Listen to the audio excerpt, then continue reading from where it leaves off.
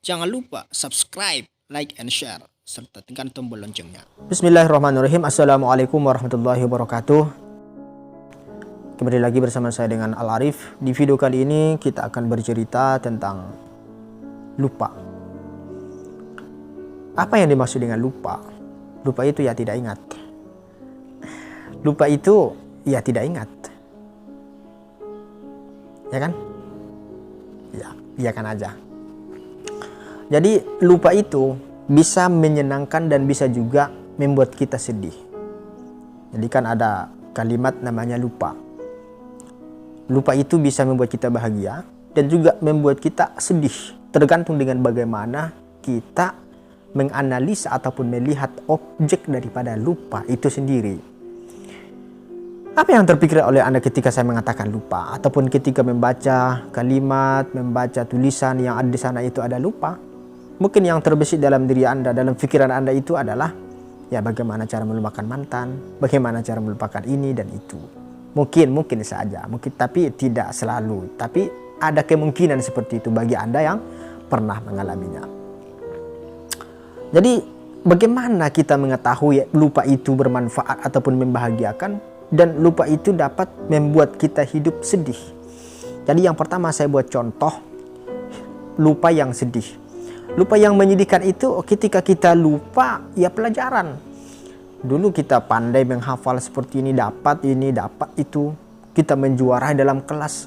Kemudian ketika ditanya kita mendapatkan segalanya. Tapi tiba-tiba kita lupa semua. Sedih enggak? Ya pasti sedih. Itulah yang dimaksud dengan lupa yang menyedihkan. Lupa yang bermanfaat, lupa yang membahagiakan itu bagaimana? Ya ketika kita bisa melupakan mantan. Ketika kita bisa melupakan ya katakanlah hidup yang tidak semestinya kita ingat. Seperti trauma, seperti kita pernah kecelakaan. Itu kan kita ingin itu tidak diingat lagi.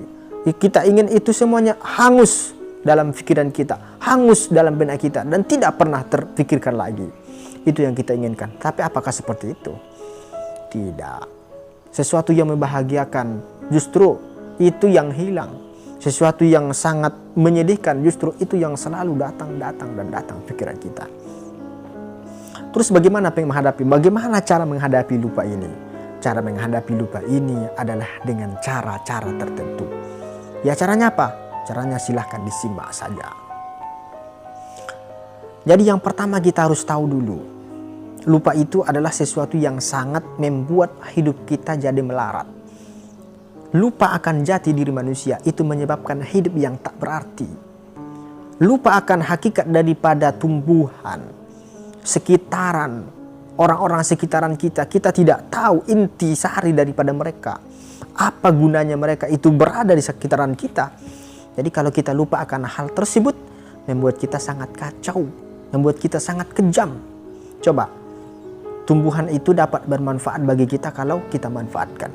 Coba kalau kita lupa akan manfaatnya, lupa akan manfaat tumbuhan tersebut, apa yang kita lakukan? Kita tebang, kita habiskan semuanya, kita bangun di atasnya itu bangunan yang mewah, yang tinggi, yang menjulang tinggi. Kenapa? Karena kita lupa tadi. Lupa apa? Lupa manfaatnya. Terkadang kita punya diri kita ini saja kita lupa.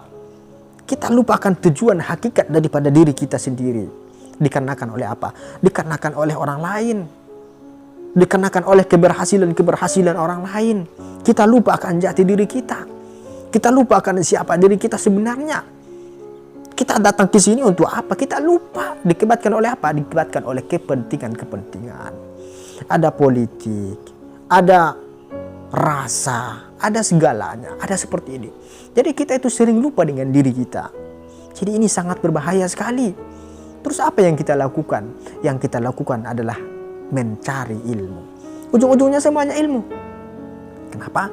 Karena kita tahu ilmunya. Kalau kita tahu ilmunya, kalau kita tahu hakikat daripada segala sesuatu itu, maka kita tidak akan pernah mau untuk melupakan. Sekarang kita itu hidup dalam mekanisme.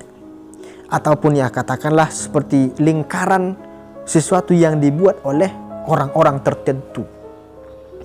Kenapa saya katakan seperti itu? Karena kita berkata seperti ini, seolah-olah itu tidak boleh. Seolah-olah kita itu berada dalam penjara. Yang kalau berkata seperti ini tidak boleh. Itu kan salah satu bentuk daripada kelupaan. Lupa akan hakikat kawannya, lupa akan hakikat lawannya. Siapa lawannya, dia siapa kawannya.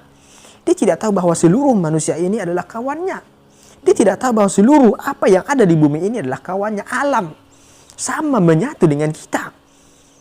Itu ada unsur-unsur yang sama dengan kita. Tanah itu ada unsur dari kita. Bumi kita itu ada unsur dari kita. Tumbuh-tumbuhan itu ada unsur dari kita. Bahkan kita itu hidup dari mereka. Coba kalau seandainya tidak ada pohon yang besar, tidak ada kayu, tidak ada hutan. Dari mana datangnya air? Kita kan hidup dari air. Kita kan hidup dari udara yang segar. Tapi kalau kita potong-potong mereka, kalau kita hancurkan mereka, apa yang terjadi? Yang terjadi adalah kita akan mendapatkan kemelaratan hidup. Dan saya dan Anda semuanya tidak akan pernah mau kalau dikatakan melarat. Tidak mau. Tidak ada satupun manusia yang berkata, saya mau melarat. Tidak ada, kecuali orang gila. Tidak ada yang mau. Saya tidak mau, Anda tidak mau, semua orang tidak ada yang mau. Satupun tidak ada yang mau. Jadi kalau seperti itu, apa yang terjadi? Apa yang kita lakukan? Yang kita lakukan adalah mencari lagi jati diri kita. Sebagai alam, unsur alam yang sama dengan lingkungan kita semuanya. Jangan pernah kita tergoda dengan kebahagiaan-kebahagiaan yang semu, yang semata. Tapi anak cucu kita masa depan nanti, masa depan anak cucu bangsa kita melarat. Kita mendapatkan, memang kita mendapatkan kesenangan yang luar biasa. Tapi kita melihat ke depannya apa yang akan terjadi. Yang terjadi adalah kehancuran. Bagaimana pikiran Anda? Bagaimana Anda melupakan ini? Berarti kalau Anda melupakan ini, Anda melupakan hakikat diri Anda sebagai manusia. Mudah-mudahan bermanfaat. Aku qouli hadza astaghfirullah li wa lakum. Assalamualaikum warahmatullahi wabarakatuh.